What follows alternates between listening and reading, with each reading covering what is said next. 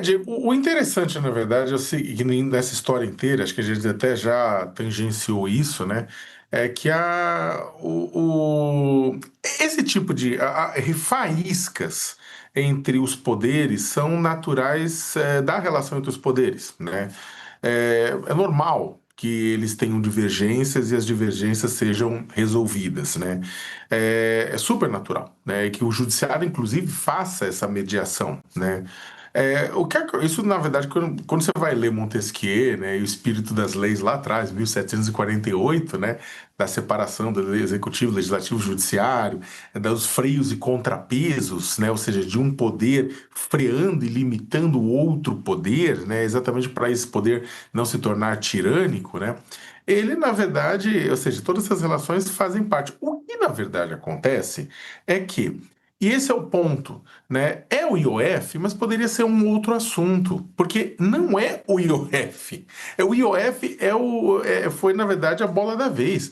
Mas há uma série de interesses e questões por trás disso que levantou toda essa barafunda política.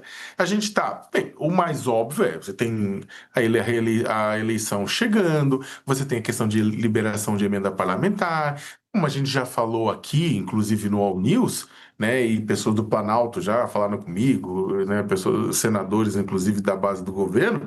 Você tem uma questão também colocada na mesa que é a discussão sobre a impositividade das emendas, que está sendo analisada, que vai ser analisada pelo ministro Flávio Dino, que é do mesmo campo ideológico do presidente Lula e que tem muita pressão dentro do Congresso Nacional para que o governo pressione, inclusive, o Dino, o Supremo Tribunal Federal, a fim de manter a impositividade daquelas emendas, ou seja, a obrigatoriedade de pagamento, né?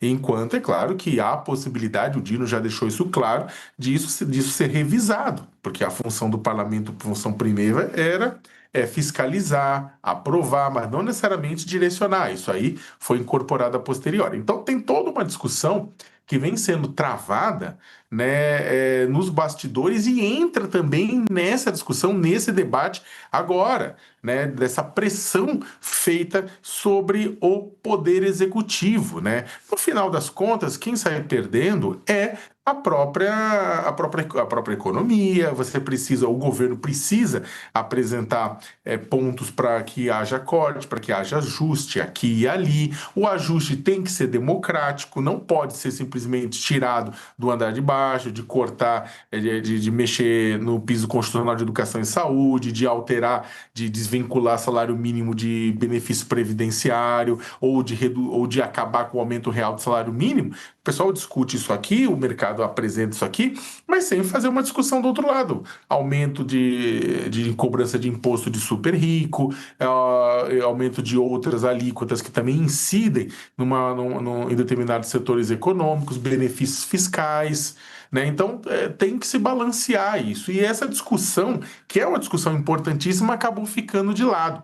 E aí, para terminar, é o seguinte: de certa forma, lá atrás, acho que esse é o ponto que a Carla colocou que é importantíssimo. Não é porque o Moraes ele decidiu, olha, não está valendo o decreto, ele não está valendo nada, vamos conversar, que, não, já está decidido por um lado e por outro. Não. O que ele fez foi abaixar a fervura, né? O Moraes fez o quê? O Moraes abaixou a fervura, né? Chamou, deu um espaço de tempo de propósito para o pessoal conversar, começar a discutir, para depois chegar na frente dele e ele tentar fazer com que, pelo menos, a Câmara dos Deputados e o Palácio do Planalto vistam a camiseta da amizade, né? Para o pessoal usar aquela camisetinha que todo mundo sabe que os irmãos usam, os dois juntos, que a mãe obriga, agora vai abraçar, vai beijar, vai dizer que ama um ao outro, né? É claro que amor de verdade vai depender dessas discussões de fundo, né? Como o Planalto vai se portar, como é que o Supremo vai se portar com relação à impositividade de emendas. A Carla mesmo trouxe uma outra questão de fundo. Se o Senado Federal vai ganhar de presente o Ministério de Minas e Energia, né? Se o Alexandre Silveira vai ser defenestrado e indicado alguém pelo Davi Alcolumbre, presidente do Senado. Essas questões de fundo também vão ajudar a presidência da República e o Congresso vestirem a camiseta da amizade novamente, né?